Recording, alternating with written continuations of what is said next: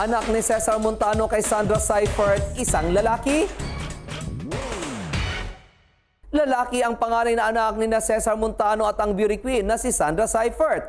Ito ang duda ng marami matapos na kumalat ang invitation ng dating Miss Earth Philippines para sa birthday ng isang Seifert. Sa nasabing imbitasyon, puro mga panlalaking sapatos na bibili lamang sa Rustan's Department Store ang tatanggaping regalo at kailangan umano ay size 22 ito. Tatlong klase din ng boy shoes ang maaaring pagpilian ng mga pupunta sa nasabing birthday celebration kung saan nagkakalaga ito ng maigit 1,000 piso bawat isa. Noong isang araw, nakita umano sina Cesar at Sandra sa toys section ng Rustan's Makati. Kung matatandaan, 2015 nang mabalita na nabuntis ng aktor ang beauty queen, ngunit agad itong itinanggi ni Cesar. Nabalita rin na idinla ni Cesar sa Amerika si Sandra at doon ito namalagi sa kapatid ng aktor hanggang sa mga nakito doon, ngunit walang pagkumpirma mula sa dalawa.